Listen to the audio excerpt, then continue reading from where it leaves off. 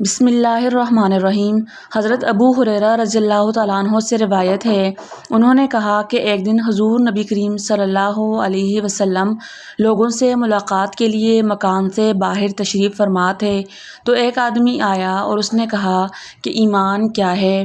تو حضور صلی اللہ علیہ وسلم نے فرمایا کہ ایمان یہ ہے کہ اللہ کو اور اس کے فرشتوں کو اور اس کی ملاقات کو اور اس کے رسولوں کو اور موت کے بعد اٹھنے کو تو دل سے مان لے۔ اس نے کہا اسلام کیا ہے؟ تو حضور صلی اللہ علیہ وسلم نے فرمایا کہ اسلام یہ ہے کہ تو خاص اللہ تعالیٰ ہی کی عبادت کرے اور کسی کو اس کا شریک نہ ٹھہرائے، اور نماز قائم کرے اور زکوٰۃ دے جو فرض ہے، اور رمضان کے روزے رکھے۔ اس نے کہا کہ احسان کیا ہے؟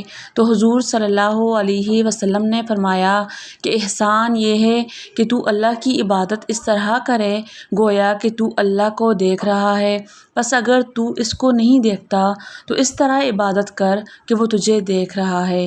پھر اس نے کہا کہ قیامت کب آئے گی؟ تو حضور صلی اللہ علیہ وسلم نے فرمایا جس سے سوال کیا گیا ہے وہ سوال کرنے والے سے زیادہ نہیں جانتا۔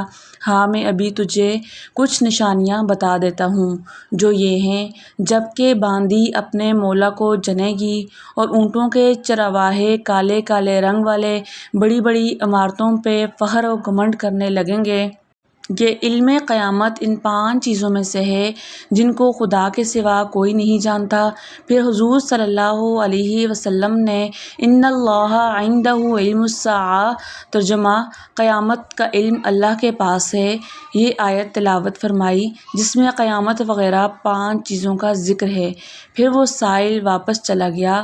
اس کے بعد حضور صلی اللہ علیہ وسلم نے فرمایا کہ اس کو واپس بلا لاؤ، تو لوگوں کو کچھ نظر نہیں آیا، تو حضور صلی اللہ علیہ وسلم نے فرمایا یہ حضرت جبرائیل علیہ السلام تھے جو لوگوں کو دین سکھانے کے لیے آئے تھے۔ اسی طرح سے بعض روایات میں آتا ہے نبی کریم صلی اللہ علیہ وسلم نے فرمایا قیامت اس وقت تک قائم نہ ہوگی جب تک یہ نشانیاں پوری نہ ہو جائیں۔ جہل ظاہر ہونے لگے گا، زلزلے کثرت سے ہوں گے، مرد کم عورتیں زیادہ ہوں گی، علم اٹھا لیا جائے گا اور جہل قائم ہو جائے گا، فتنہ و فساد ظاہر ہوگا، مال بہت زیادہ ہو جائے گا، شراب نوشی کثرت سے ہونے لگے گی، قتل کی کثرت ہوگی، زنا علانیہ ہونے لگے گا، زمانہ ایک دوسرے کے قریب ہوگا۔